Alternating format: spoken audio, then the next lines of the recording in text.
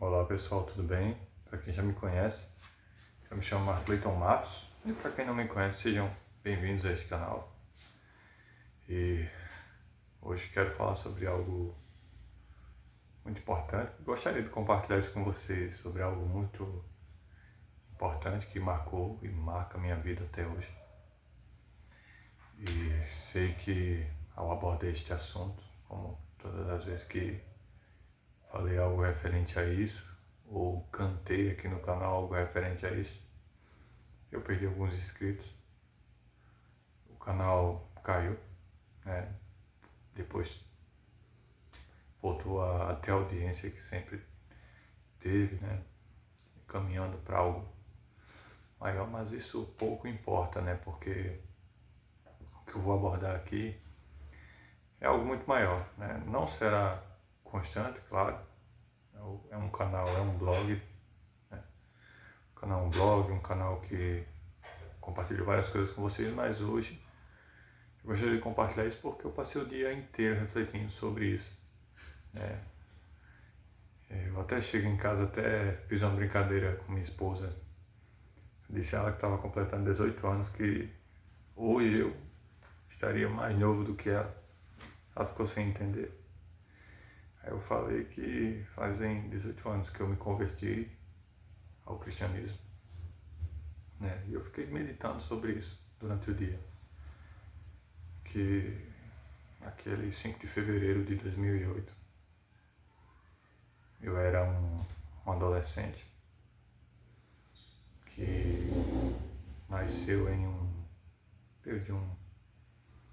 de um lar desestruturado, né? De uma família, de um casamento que não chegou nem aos 2 anos de existência, e fui transferido, né, para outro casamento, outro relacionamento de minha mãe com outro homem, o pai de meus irmãos no caso, e fui crescendo no meio disso, né? Durante essa trajetória, né, minha família sempre, ao menos nas décadas passadas, eles frequentavam muito a igreja. Boa parte deles eram evangélicos. E eu, como uma criança, né, ia junto, mesmo sem entender todo aquele contexto. Mas, no início da adolescência, eu comecei a ver com outros olhos, sabe? Não só ao todo, assim, né? Pessoal que frequentava, não só da minha família, como pessoas da congregação a qual eu fazia parte na época. Eu via muita incoerência em boa parte deles, e isso, fora uma infância semeada de ira, né? Infelizmente, algumas crianças passaram por isso, crianças da minha geração, crianças da geração atual passaram, infelizmente. E isso gerou coisas ruins, gerou um ceticismo em mim em relação a Deus. E na época, mesmo sem saber, eu fui ateu, porque às vezes a gente pensa que ateu é apenas uma pessoa que declara que Deus não existe, né? Que na concepção dela não existe Deus algum. Mas também existem várias vertentes do ateísmo, e uma delas é achar que Deus é mau. E infelizmente, no início da minha adolescência, eu cheguei a essa conclusão, né, que Deus era mau porque Ele permitiu coisas muito ruins que aconteceram na minha vida, durante a minha infância, durante o início da minha adolescência, e eu não entendia. Até que um dia, né, próximo ao dia 5 de fevereiro de 2008, eu sentia que eu buscava respostas, eu buscava um rumo, e aos poucos essas respostas, não a resposta, mas algo mais forte do que eu, me atraiu para a fé. mas de certa forma algo genuíno, porém de início também, né, minhas falhas humanas. Eu também, ao me converter, né, ao cristianismo, eu não sei se era um egoísmo, não sei definir, mas eu queria, sabe, eu queria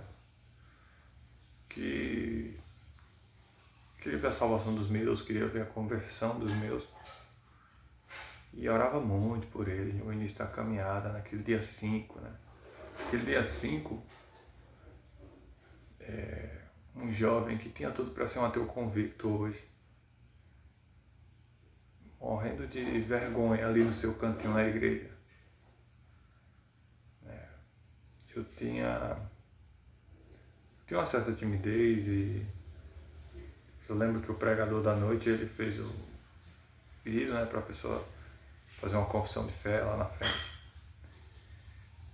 E eu, no meu canto, eu fiquei tão temeroso de não seguir a risca, né? Na minha concepção, eu conseguiria seguir a risca.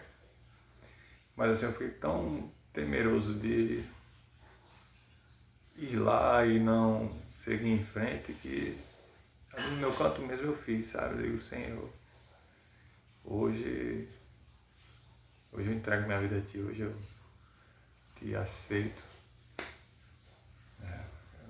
Porque na verdade eu que fui aceito por Ele, não eu que tive que aceitá-lo. Né? Mas foi isso, né? Aquele dia 5 de fevereiro de 2008. E primeiro ano, ouvia os novos convertidos assim como eu, né? Tínhamos uma meta incrível, né? Naqueles tempos, os novos convertidos, inclusive no meio que eu estava na época, eu era do meio pentecostal, hoje não mais, mas eu era, e a gente tinha esse anseio de pregar a palavra nas ruas, de louvar, de estudar a Bíblia, meditar a respeito dela, compartilhar até com os outros irmãos também. E tinha como meta ler ela toda, né? Quando chegava um pregador de fora e na pregação ele dizia que já tinha lido a Bíblia toda, a gente ficava, nossa, que incrível. Né? E é de fato algo incrível. E eu procurei respostas na palavra sobre minha vida, acabei me deparando com tanta coisa. Eu naquele primeiro amor preferia sair para evangelizar, até em lugares perigosos, né?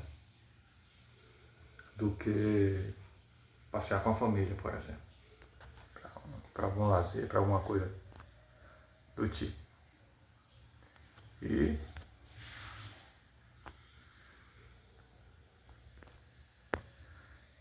enfim,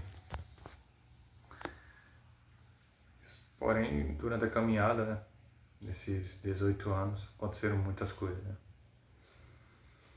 Eu esperava bastante no Senhor em relação a algumas coisas, algumas áreas da minha vida, pedia soluções em outras.